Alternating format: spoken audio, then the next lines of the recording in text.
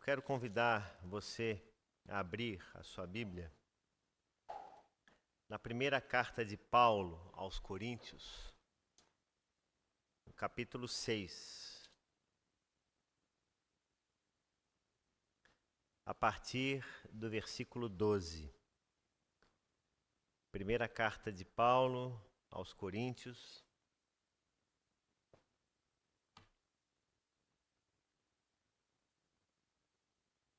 capítulo 6, a partir do versículo 12. Todas as coisas me são lícitas, mas nem todas convêm. Todas as coisas me são lícitas, mas eu não me deixarei dominar por nenhuma delas. Os alimentos são para o estômago, e o estômago existe para os alimentos. Mas Deus destruirá tanto o estômago quanto os alimentos. Porém, o corpo não é para a imoralidade, mas para o Senhor, e o Senhor para o corpo. Deus ressuscitou o Senhor e também nos ressuscitará pelo seu poder. Vocês não sabem que o corpo de cada um de vocês é membro de Cristo? E será que eu tomaria os membros de Cristo e os faria membros de uma prostituta? De modo nenhum. Ou não sabem que o homem que se une à prostituta forma um só corpo com ela?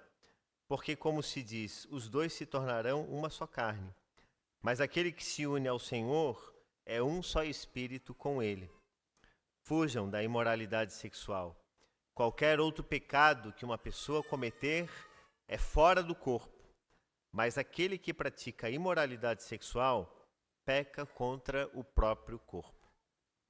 Será que vocês não sabem que o corpo de vocês é santuário do Espírito Santo, que está em vocês e que vocês receberam de Deus e que vocês não pertencem a vocês mesmos? Porque vocês foram comprados por preço. Agora, pois, glorifiquem a Deus no corpo de vocês. Todas as coisas me são lícitas, mas nem todas convêm. Imagine um navio cargueiro.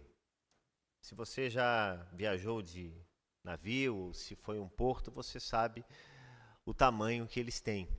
São gigantescos.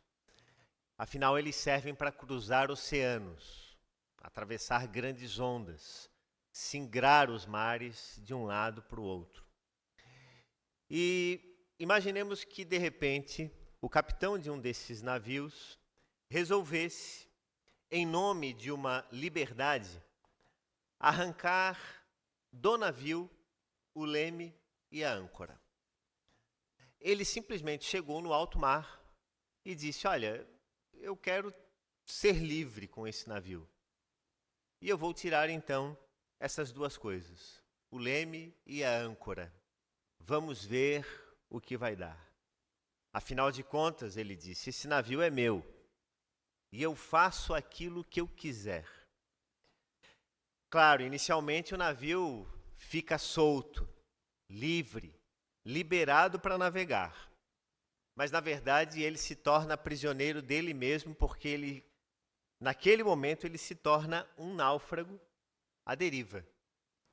Ele não tem destino, ele não tem orientação, ele não sabe para onde vai. Um navio sem controle, ele não é livre, irmãos. Um navio sem a devida orientação, ele não é livre. Mas ele é um desastre para acontecer. Esse navio que eu acabo de contar, ele na verdade ele é o retrato da nossa condição humana. Ele mostra o que é o ser humano, ele mostra o que somos nós. E a teologia reformada chama essa condição do ser humano como esse navio sem orientação de depravação total, que é a incapacidade do homem fazer sempre o bem e a sua condição de pecaminosidade, o seu estado de erro e de pecado. As pessoas muitas vezes confundem pecado com ato e estado. A nossa condição de pecado, ela não é uma condição de ato. Realizei algo, agora eu sou um pecador. Mas é uma condição de estado. Nós não somos pecadores porque cometemos pecado. Nós cometemos pecado porque somos pecadores. É diferente. Porque se nós fôssemos chamados pecadores porque cometêssemos pecados, todas as vezes que nós pedíssemos perdão a Deus, pronto, está zerado. Pronto para outras. Mas não, por mais que nós saibamos que Deus perdoa os nossos pecados, as nossas falhas, a nossa condição, ainda assim, nós continuamos num estado de pecaminosidade. E essa carta escrita pelo apóstolo Paulo, numa igreja tão desafiadora que ele havia sido chamado a plantar em uma das suas viagens missionárias, Corinto, é um tratado que fala sobre isso. Sobre o cuidado que nós devemos ter sobre o nosso corpo e sobre as questões da igreja e sobre tudo o que acontece no mundo e na nossa história. Corinto era uma cidade portuária, era um lugar para onde iam pessoas de todo o mundo. E ela era, ao mesmo tempo, por ser uma cidade grande e portuária, uma cidade conhecida pela não liberdade, mas pela libertinagem. E, inclusive, havia um verbo, porque o nome Corinto ele se transformou num verbo.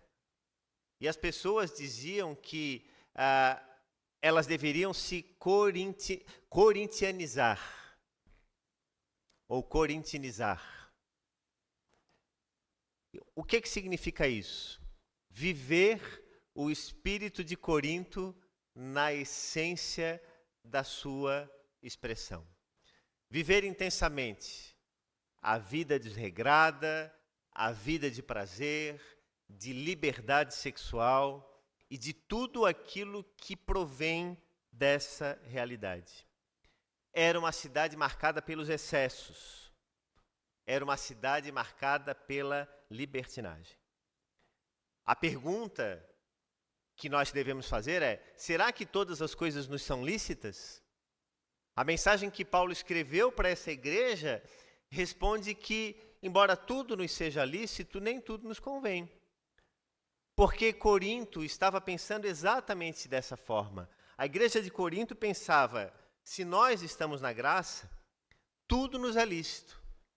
Se nós estamos em Jesus, não há erro em fazermos aquilo que nós desejamos.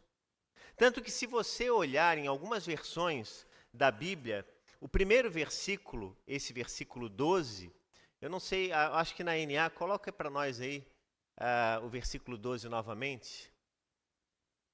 Vê se você enxerga ali um detalhe nesse versículo. Abre aspas, todas as coisas me são lícitas, fecha aspas. O apóstolo Paulo ele usa uma frase que era comum em Corinto. As pessoas usavam isso. Vejam que não é uma frase inteira. O apóstolo Paulo, ele cita a frase que o povo de Corinto dizia: todas as coisas me são lícitas. Tudo me é permitido. O apóstolo Paulo faz uma aspas aí, né? Uma escolha que ele fez, retórica, e ele coloca: mas nem todas convém. Ou seja, tudo nos é lícito no mundo, tudo nos é lícito. Uma vida imoral, o roubo, tirar a vida de alguém, entrar em guerra com alguém, pode ser lícito. Dependendo do lugar e da condição e da disposição mental que uma pessoa tenha, ela justifica os seus atos. Ela não está preocupada, em princípio, com as consequências dos seus atos. Ela quer simplesmente dar vazão ao seu desejo. Mas, ora, vamos pensar em coisas menores. Os vícios, as situações pequenas do dia, as pequenas permissões que nós damos, muitas vezes, no nosso cotidiano. Ora, essas coisas nos são lícitas. Se nós estamos em Cristo, nós temos uma nova vida. E o apóstolo Paulo vem ao nosso encontro pela palavra dizendo: vejam, todas as coisas são lícitas, mas nem todas convêm. E é interessante porque a gente vive numa geração que repete o mesmo esquema da igreja de Corinto, ou do povo de Corinto. Eles dizem na atualidade: eu faço o que eu quero, meu corpo, minhas regras, se me faz feliz está certo. Você já ouviu isso alguma vez? Ou seja, nós temos o direito de fazer o que quiser. E será que nós temos o direito de fazer aquilo que quisermos? Será que se o desejo bate à nossa porta, nós podemos simplesmente justificar: eu posso porque eu quero? Será que tudo aquilo que for permitido e for considerado socialmente lícito, como cristãos, como discípulos de Jesus, nós devemos fazer?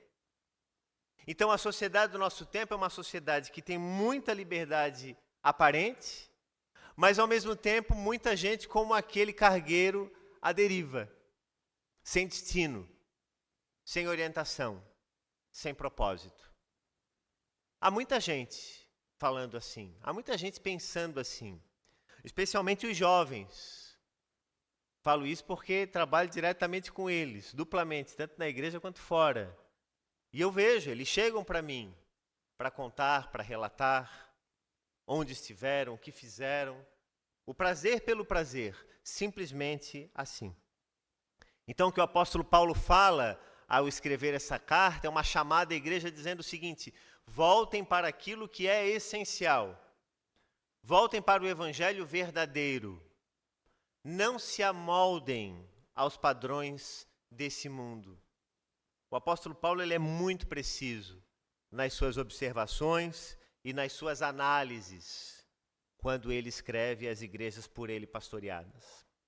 Então nós devemos ter, primeiramente, um filtro da conveniência e do domínio. Veja o que diz o versículo 12 e 13 novamente.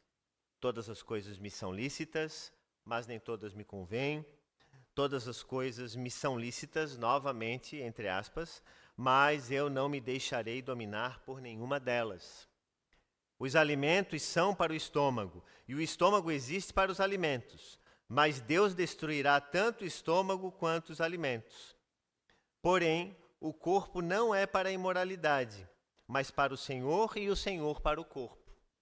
Sabe o que o povo de Corinto estava dizendo com isso? E por que o apóstolo Paulo, de repente, fala sobre comida aqui nesse momento? Porque eles estavam dizendo o seguinte: ora, comer é uma necessidade natural do corpo. Então, assim como o ser humano precisa comer, o ser humano também precisa dar vazão à imoralidade, aos desejos do coração, aquilo que ele sente de desejo. Então, é o prazer. Então o que o apóstolo Paulo vai dizer é o seguinte: de modo algum, não é essa relação que um discípulo de Jesus faz com o mundo e com o evangelho da graça. Nem tudo o que é permitido edifica, e nem tudo o que é possível convém. Uma liberdade sem critério, irmãos e irmãs, ela se transforma em escravidão. Então, o que nós mais encontramos hoje em dia são homens e mulheres escravos dos seus desejos. E é interessante porque quando a gente fala assim, nós não estamos pensando simplesmente no outro, mas nós estamos pensando em nós mesmos. Por isso que é necessário que nós cuidemos da nossa vida espiritual, dos desejos que brotam no nosso coração e da orientação que nós damos a esses desejos. Hoje em dia, muita gente está sendo dominada pela necessidade de aprovação nas redes sociais, cada vez mais frequente, pelo consumo constante de conteúdo, consumo direto, e a qualidade desse conteúdo muitas vezes ela é baixa, ela é rasa, via de regra ela é rasa, e por desejos imediatos que satisfazem a vontade. Vamos dar provimento aos desejos, aquilo que se passa no meu coração, aquilo que me dá vontade. Nunca tivemos tanto acesso a tudo. E ao mesmo tempo, digo isso especialmente para os jovens e para os adolescentes, nunca se tornou tão difícil dizer basta. Você já pensou nisso? Basta. Você já pensou o quanto é difícil dizer, chega, eu não vou mais continuar fazendo isso.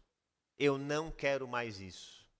Eu estou fazendo uma escolha por mim, pela minha saúde mental, pelos meus princípios, pelo meu compromisso com Deus, pelo meu compromisso com a palavra, pelo meu compromisso com a família.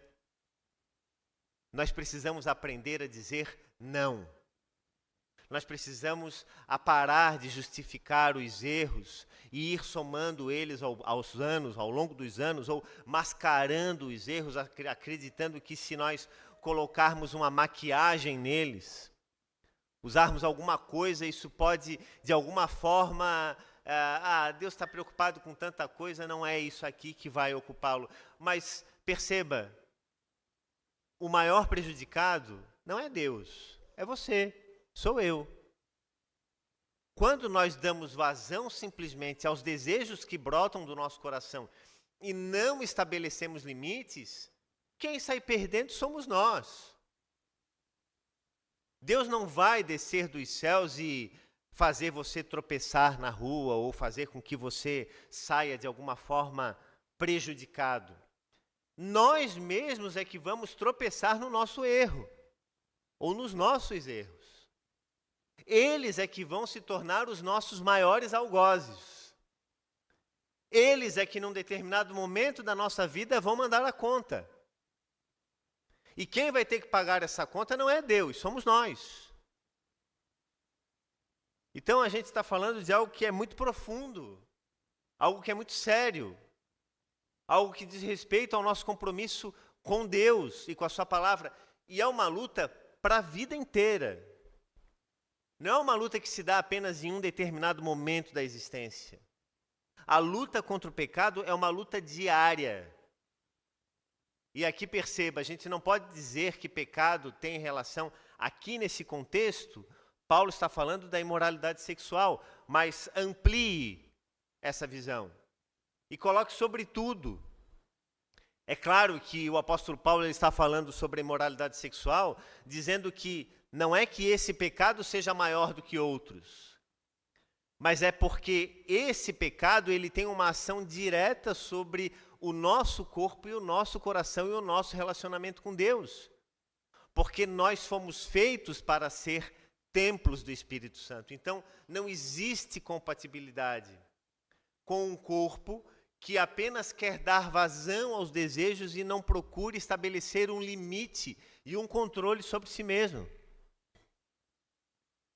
Não adianta nós virmos na igreja, não adianta nós lermos a palavra, não adianta a gente buscar movimentos, eventos, louvores, mensagens, livros, 10 passos, 15 passos e 100 passos para uma espiritualidade sadia, se as coisas menores da nossa existência, aquelas que muitas vezes ficam escondidas lá no cantinho, que nós acreditamos que elas não são tão relevantes se nós não trouxermos elas para fora e dizer, não, nós precisamos mudar isso aqui, a faxina é completa. Quando a gente limpa a nossa casa, a gente deixa algum lado, por exemplo, quando você varre a sua casa, você deixa a sujeira por um canto e vai acumulando ao longo dos anos? Ou você limpa ela totalmente e no final recolhe aquele lixo e dá um destino a ele? Então há muita gente que tem feito uma limpeza parcial, paliativa. E muitas vezes nós fazemos isso e vamos justificando. Justificamos os nossos erros, justificamos os nossos atos, justificamos a nossa ausência de compromisso maior com Deus e com a sua palavra. O pecado que o apóstolo Paulo está falando aqui, nesse contexto da imoralidade sexual, é aquele que deveria ser controlado, mas que, na verdade, ele está nos controlando. E eu fico me perguntando, o que será dessa geração de jovens e de adolescentes que estão entregues a todo tipo de desejo e de prazer? Eu acredito que vão se tornar adultos escravizados. E nós precisamos aprender uma coisa, irmãos e irmãs. Famílias sem direção, são famílias frágeis. Famílias sem base. São famílias sem leme, sem âncora. São como navios deixados à deriva, náufragos de si mesmos. Relacionamentos não cultivados de maneira saudável, relacionamentos não cultivados de maneira correta, eles se tornam descartáveis, absolutamente descartáveis. Então, o apóstolo Paulo ele insiste em dizer, o corpo ele não foi feito para a imoralidade. Controlem-se, é o que o apóstolo Paulo fala. Contenham-se, entendam que não é dar vazão a tudo. Ah, mas todas as coisas me são lícitas. Ok, mas nem todas convêm. Ah, mas todas as coisas me são lícitas. Ok, mas você não pode se deixar dominar por nenhuma delas. A liberdade cristã e a liberdade que o apóstolo Paulo apresenta à igreja de Corinto é uma liberdade, portanto, baseada sob a condição de que nós estamos sob o domínio de Cristo. E os nossos desejos não são os nossos senhores. E o que a gente vive na sociedade hoje é justamente a manifestação clara de homens e mulheres que deixaram ser dominados pelos desejos. Quando nós vemos, por exemplo, homens e mulheres que vão para a televisão, que falam do Evangelho, que abrem a Bíblia, que pregam, e que depois são flagrados, são tomados em erros absurdos, em desvios milionários. Que isso? Que isso? Que tempo é esse em que os desejos eles se tornaram senhores? E nós não estamos apenas aqui falando destes como sendo aqueles sim são os pecadores, mas nós estamos falando de nós mesmos. Devemos falar de nós mesmos. Devemos falar do cuidado do nosso coração, das escolhas que eu e você fazemos diariamente na nossa vida e que precisam ser cuidadas totalmente. Esse mundo que nós vivemos de conexões rápidas, em que, por exemplo, tudo vira objeto, que pode ser comprado, que pode ser precificado. Homens e mulheres podem ser precificados, o prazer pode ser precificado, o desejo pode ser precificado. Tudo se tornou fácil de acesso. Aonde nós vamos parar? É uma sociedade que tem se corintianizado, a nossa sociedade. É uma sociedade que tem olhado para si mesma e dito, o importante é o prazer. Mas nós precisamos aprender, e é isso que a palavra nos chama a pensar, que o nosso corpo, ele não pode ser tratado como produto. O nosso corpo, ele não pode ser transformado em objeto. Eu não posso viver como se as escolhas que eu faço elas fossem diferentes. Nós precisamos olhar com atenção absoluta sobre a nossa vida, sobre a nossa espiritualidade e sobre a vida dos nossos filhos e a espiritualidade dos nossos filhos. Por isso que o apóstolo Paulo fala no versículo 18, fujam da imoralidade. Olha só a expressão que ele usa, fujam da imoralidade. Olha só que interessante. Ele poderia colocar, combatam a imoralidade, briguem com a imoralidade. Mas o apóstolo Paulo está dizendo, não, fuja. E existem pecados que eu e você não vamos conseguir confrontar. Então o único caminho, e é o que a palavra está dizendo, é fugir. Fugir. Se eu sei que determinado lugar, determinado grupo de pessoas, determinada situação, seja no nosso trabalho, seja na nossa vizinhança, seja lá onde for, quando a conversa, quando o encontro, quando a caminhada juntos começa a perder sentido, se afaste. É isso que a gente deve fazer. Porque nós podemos ser enredados. Então existem pecados sim, irmãos e irmãs, que nós não devemos enfrentar, mas nós devemos fugir, evitar. E isso é algo real. Um dos confrontos maiores que eu penso daquilo que nós vivemos na atualidade, e nós falamos isso no início, a sociedade fala muito isso, a vida é minha, eu faço o que eu quero. E o apóstolo Paulo apresenta uma outra lógica dizendo, vocês não são de vocês mesmos. O corpo de vocês não é de vocês. O corpo de vocês é de Cristo. Consagrem o corpo de vocês, vivam como alguém que pertence a outro. Vocês não são donos de vocês. Então há muita gente, como nós já dissemos aqui nessa noite, que acha que é livre, que acha que pode fazer o que quiser, mas está prisioneiro da ansiedade, está prisioneiro da comparação, e o vazio interior é absoluto. Não é à toa que muitas vezes, hoje em dia, não é incomum acontecer pessoas que têm uma vida, parece assim, encantada nas redes sociais.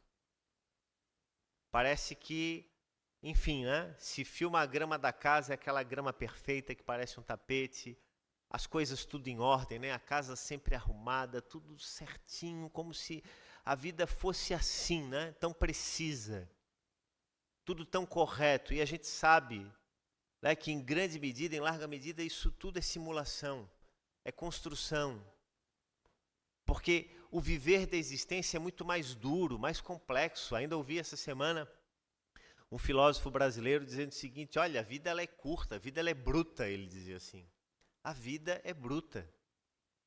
E eu concordo com ele, quando ele diz que a vida ela é bruta. Mas ela pode ser suave, ela pode se tornar diferente se nós trocarmos, deixarmos de ser senhores de nós mesmos e passarmos o domínio que nós acreditamos ser nosso para Deus. E dizer, Senhor, seja Tu sim o Senhor da minha vida. Seja Tu aquele que cuida de mim, que governa a minha história, que governa aquilo que eu sou, que me ajuda a controlar os meus ímpetos, que me ajuda a controlar as minhas disposições mentais, os meus desejos, os meus anseios, as minhas vontades.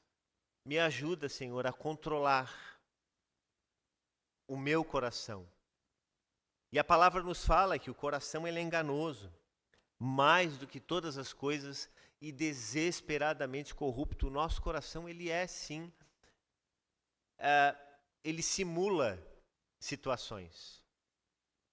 Ele nos dá a aparência. Lembram-se daquilo que Davi viveu na sua própria vida. Dezenas de esposas, dezenas de concubinas, deveria estar na frente da guerra, porque Israel estava em guerra, e ele estava em casa. E ele se interessa por quem? Pela esposa do seu melhor amigo. E nós conhecemos bem essa história, porque ele articulou tudo perfeitamente bem, acima de qualquer suspeita. E premeditou e organizou até mesmo a morte do seu amigo. E então encobriu aquele pecado que jamais poderia ter sido descoberto. E somente quando um homem de Deus chega na presença dele e lhe apresenta uma história simples, dizendo, Rei, imagine só a seguinte situação. Um homem tem apenas uma ovelha, e essa ovelha fazia parte da vida dessa família. Ela vivia com as crianças, ela estava junto, ela fazia parte daquela família, uma única ovelha. Deles eles tiravam a lã, era a única propriedade de valor que eles tinham. E um outro homem, senhor, próximo, tinha dezenas, centenas de ovelhas. E ele um dia recebeu uma pessoa na casa dele e ele quis dar uma festa e precisava matar uma ovelha. E ele fez o quê? Pegou uma das suas centenas de ovelhas? Não. Pegou aquela única ovelha daquela família que tinha apenas aquela ovelha e sacrificou. O que o senhor acha disso? E o rei Davi disse, esse homem ele tem que pagar caro por isso. Ele é um bandido. Mas um pouco faltou Davi dizer isso. O profeta Natan olha para Davi e diz assim, pois é, esse homem és tu. Só naquela hora é que os olhos de Davi se abrem. Então percebam que o pecado ele é enganoso. Ele nos dá a falsa sensação de controle, de que tudo está bem cuidado, que está bem orientado, que está bem guardado. Mas é como uma arapuca, como se usa, né, muito aqui na nossa cidade. É tipo uma gaiola pequena que você coloca com um pauzinho e de repente lá você cria um sistema que quando o animal vai ali para comer ou pousar, aquilo cai em cima dele. Não é isso, Lauren? Fernando conhece também. É isso. Você vai sendo enredado. Nós vamos sendo enredados. Então, o que a palavra de Deus ela nos chama a atenção é para isso. Ora, nós vivemos num mundo em que todas as coisas nos são lícitas? Sim. E o mundo cada vez mais vai fazer isso. Porque vocês acham que a mídia de modo geral, os donos de redes sociais e tudo mais que existe no mundo que divulga, que propaga, alguém vai se preocupar com a vida espiritual do outro? Com as noites mal dormidas? Com a ansiedade que surge no coração do ser humano? Não. Eles querem é lucro, dinheiro, cada vez mais. Então, quanto maior for essa sensação de controle que eles dizem que nós, seres humanos, podemos ter, e de que não, tem que dar vazão aos desejos e aos sentimentos, e as pessoas vão sendo levadas por essa onda, né? É isso que o mundo quer, é isso que o mundo deseja. Mas não, nós perdemos o controle, nós perdemos o caminho, nós perdemos o destino. O que o apóstolo Paulo fala é que nós fomos comprados por preço, e não foi pouco. E o preço que o apóstolo Paulo está falando aqui é a morte de Cristo na cruz. Mas ele diz que nós fomos regenerados e que nos tornamos habitação do Espírito Santo. Hoje, andando de carro, nós ainda ouvimos uma música que há muitos anos nós não ouvimos e que fez parte da adolescência minha e da Renata, Incomparável. A música dizia, tu não habitas em tendas, nem em templos feitos por mãos. Uma canção belíssima. E ele diz o seguinte, a uma certa altura, incomparável, Senhor tu és, tua voz ressoa como um trovão e as nuvens são o pó dos teus pés. Esse Deus grandioso que se revelou na pessoa de Jesus, é esse Deus que se preocupa com o nosso coração, com as escolhas diárias que eu e você fazemos. É esse Deus que se preocupa com a nossa saúde espiritual, com o nosso pensamento. A gente não vai encontrar solução para a questão do prazer no mundo em que nós vivemos. O mundo vai continuar dizendo, todas as coisas me são lícitas. Faça o que você quiser fazer. Mas o Evangelho vai dizer, mas nem todas as coisas me convêm. O mundo vai continuar dizendo, todas as coisas me são lícitas. E a palavra vai continuar dizendo, mas você não deve se deixar dominar por nenhuma delas. É isso que o Evangelho de Cristo nos traz. E nos orienta a governar os nossos desejos. Porque ou nós governamos os nossos desejos, ou eles vão nos governar. E aí é uma questão de escolha. Que Deus nos ajude a fazer escolhas certas e a entregarmos o controle da nossa vida de uma vez por todas ao Senhor. Para que Ele, sim, não seja apenas o Senhor como aqueles que dizem, não, o Senhor é o meu pastor. Mas aqueles que dizem, não, Ele controla tudo na minha vida. Ele tem um cuidado inteiro, completo. E é assim que devemos viver, nessa dependência. Que Deus nos abençoe com a sua palavra. Amém?